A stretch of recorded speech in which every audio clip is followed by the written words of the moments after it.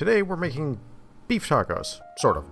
This is a bit different than a normal recipe. It's more of a thing you can do to a beef taco recipe. The modification can be done to any taco recipe to make it go farther, and if you need a way to lower the sodium in your tacos, it can also help out with that as well. I'll explain all that in a moment.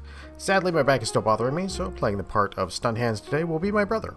Now, let's look at what we're going to need for this.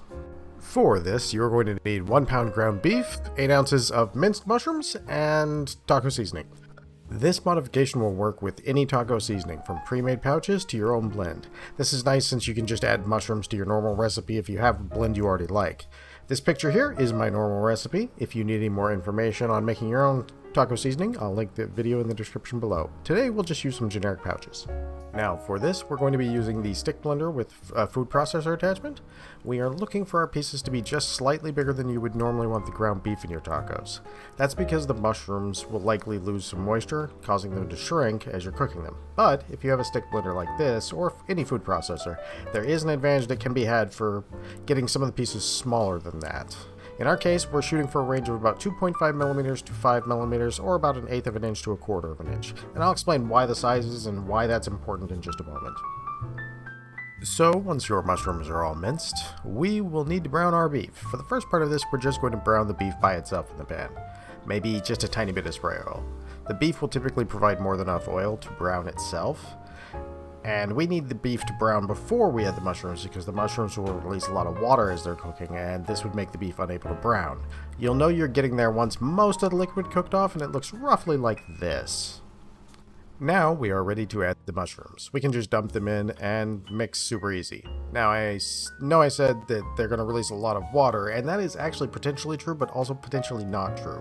Mushrooms absorb water very easily, and most at the store have been quite hydrated, so they'll release a lot of water. But after a few days in your refrigerator, they may not release very much water, so you may actually end up having to add a little water at the end for the sauce to come together, as I'm doing here.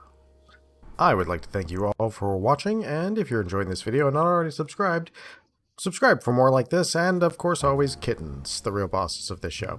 And a huge thank you to everyone for sharing, the commenting, liking, and everything else you do with the video. It really helps the channel grow, and we appreciate it greatly. Thank you. Now, while that bubbles away, let me explain everything I was talking about. Now, I said you can lower the sodium in your normal recipe, or even this one. The reason is the umami from the mushrooms is also a flavor enhancer, letting you reduce the sodium you're using by up to 20%, with only a small reduction in perceived flavor. This is also helped by the fact that we're adding more to the volume by using the addition of 8 ounces of mushrooms to stretch the beef tacos instead of replacing 1/3 of the beef. We tested this at 30% addition and 40% addition, and while it was almost unnoticeable at 30%, at 40% it starts to get a little bit of earthy, mushroomy taste to it. So I would say 8 ounces to 1 pound is the better ratio. I am personally not a huge fan of mushrooms, and at 30% I was pretty much unable to taste much of a difference, but there was a little bit of a mushroomy aftertaste, so if you have picky eaters, you might want to have an after-drink meal on hand to help wash that away. If you drink diet sodas, please watch out for this. I drank a Coke Zero, and it caused a mushroom aftertaste to last for like 20 minutes. That is all I could taste, and it was awful, so if you drink Coke Zero, don't do this.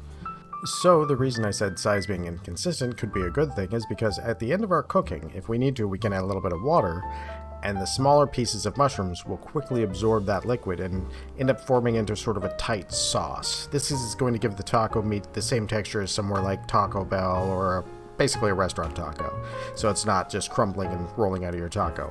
Once it looks done, you are ready to go. And with that, we have made some pretty good tacos, or in this case tacos that are pretty much the same as your normal tacos, but there's more of it and it has less sodium, so not too shabby. And with that, I would like to thank you all again for watching, and I hope you have a great day and a great meal.